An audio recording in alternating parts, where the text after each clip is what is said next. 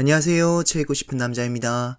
오늘 살펴볼 책은 헨리크 입센의 희곡 인형의 집입니다. 인형의 집이라는 말을 들으면 여러분들은 무엇이 떠오르시나요? 아직까지도 우리는 인형이라는 말을 들으면 남성보다도 여성이 불현듯 떠오르고는 합니다. 남성과 여성에 대한 고정관념의 근거에 있다고 해도 말이지요. 이 희곡은 바로 그 고정관념에서 출발합니다. 인형의 집에는 여러 인물들이 등장하지만 주요 인물은 두 명으로 압축해 볼 수 있습니다. 바로 남편 토르발 헬메르와 그 부인 노라입니다. 인형의 집은 이 부부 사이의 일화를 다루고 있습니다. 처음에는 부부 사이에 아무런 문제가 없었습니다. 남편은 누구보다도 부인을 챙기는 듯 해보였고 부인은 누구보다도 남편을 따르는 듯 해보였습니다. 하지만 그렇게 보였을 뿐이지 진심으로 남편이 부인을 배려한 것은 아니었습니다. 파국의 씨앗은 만남의 시작부터 뿌려져 있던 셈이지요. 한번 그 장면을 살펴봅시다. 지금부터는 헬메르의 말입니다. 흥청망청 돈을 쓰는 여보, 돈이 얼마나 무서운지 알아야 해. 돈을 마구 쓰는 아내를 둔 남편이 얼마나 비싼 대가를 치러야 하는지 당신은 아마 상상도 못할 거야. 그러자 노라가 답합니다. 당신이 어떻게 그런 말을 해요? 이미 1막의 장면만 봐도 이후에 이 부부의 관계가 어떻게 될지를 쉽게 유추해 볼 수 있습니다. 우리가 부자로 살 수 없는 이상 부부가 돈을 갖고 싸우는 것은 어쩌면 당연한 일일지도 모릅니다. 그러나 문제가 되는 것은 돈이 아닙니다. 바로 아내를 대하는 태도이지요.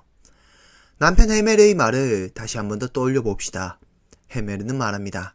흥청망청 돈을 쓰는 여보, 부인 노라는 말합니다. 어떻게 그런 말을 하느냐고. 부인 입장에서는 충분히 할 수 있는 말이지요.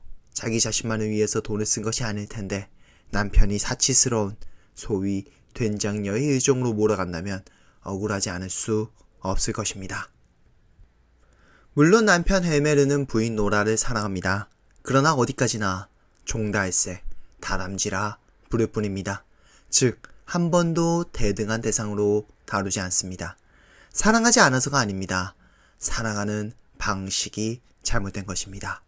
그리고 사랑하는 방식이 잘못되었다면 그것은 사랑이 아니겠지요. 이후에도 돈을 둘러싼 이야기들이 이어집니다. 남편 헬메르의 부하 크로그스타는 해고될 처지였습니다. 하지만 과거에 헬메르가 중병에 걸렸고 그래서 노라는 크로그스타에게 돈을 빌린 적이 있습니다. 아버지의 서명을 위조해서 말이지요. 크로그스타는 이 점을 이용해서 노라를 협박합니다. 상관인 헬메르를 설득해 자신을 해고하지 말라는 것이지요. 노라는 남편 헬메르를 설득하려고 하지만 헬메르는 크로그스타를 해고하려고 합니다. 분노한 크로그스타는 결국 사실이 담긴 편지를 헬메르에게 보냅니다. 노라가 서명을 조작했다는 사실이 담긴 편지를 말입니다. 화가 난 헬메르는 외칩니다. 노라에게 아주 거칠게, 그녀를 전혀 존중하지 않는 태도로.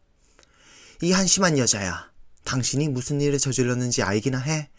비련의 여주인공 흉내는 그만둬. 복도문을 잠근다. 여기 있어야 해. 그리고 설명해봐. 당신이 무슨 짓을 한 건지 알고 있어? 대답해봐. 알고 있느냐고. 헬메르 입장에서는 화가 날 수도 있겠지요.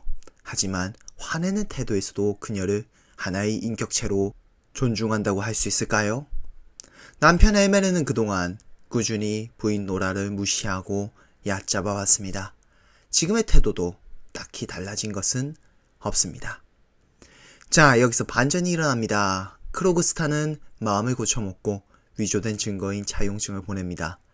헬메르와 노라가 차용증을 받게 된 이상 누구도 그 위조를 문제 삼을 수 없습니다. 헬메르와 노라는 이제 안전해졌습니다. 그렇지만 그들 부부는 더 이상 서로에게 안전할 수 없는, 서로를 신뢰할 수 없는 존재가 되었습니다. 부인 노라는 남편 헬메르가 자신을 대등한 대상으로 존중하지 않음을 깨닫습니다. 그리고 말합니다. 우린 8년간 함께 결혼 생활을 해왔어요. 이렇게 당신과 나, 남편과 아내가 진지한 대화를 나눈 게 오늘이 처음이란 걸 알고 계세요? 노라는 말을 이어갑니다. 당신은 언제나 나에게 잘해줬어요. 하지만 이 집은 아이들이 안전하게 놀 수 있도록 가두어두는 놀이터에 불과할 뿐이에요. 여기 있는 나는 당신의 아내라는 인형이죠. 아빠가 날 어린 인형으로 취급했던 것처럼요. 그러자 헬메르가 반론합니다. 난 당신을 위해 밤낮으로 일했어, 노라. 당신을 위해 고통을 기쁘게 감수하고 희생했어. 아마도 많은 남성분들이 헬메르의 말에 동조하실 수도 있습니다.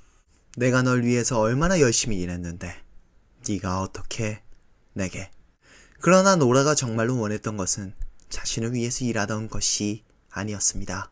바로 자신을 대등한 존재로 인정해주는 것이었지요. 노라가 말합니다. 그럴지도 모르죠. 하지만 당신의 생각과 말을 들으니 나와 인생을 함께할 사람 같지는 않군요. 당신은 내게 닥친 위험이 아니라 어쩌면 당신에게 일어날지도 모르는 위험만 두려워했어요. 그런데 그 두려움에서 벗어나니 아무 일도 없었던 것처럼 행동하네요. 난 결국 예전의 나로 돌아가게 되겠죠. 당신의 귀여운 종달새, 당신의 인형으로. 사랑하는 연인을 아끼는 것은 중요합니다. 그러나 그 연인을 존중하지 않는다면 아낀다고 할 수 없습니다. 시작과 동기는 돈이었지만 노라의 자아 성찰은 돈만으로 이루어지지 않았습니다.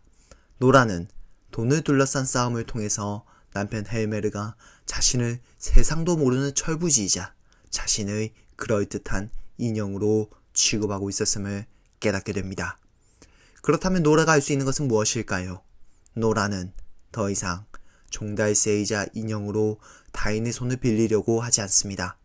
어떤 기적도 기대하지 않고 스스로의 운명을 개척하고자 합니다.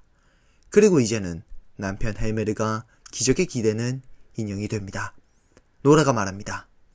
난 더 이상 기적을 믿지 않아요. 헬메르가 말합니다.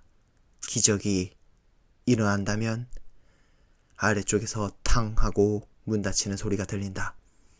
문 닫히는 소리와 함께 노라와 헬메르는 함께할 수 없게 됩니다. 인형이 집에 남겨진 사람은 노라일까요? 헬메르일까요?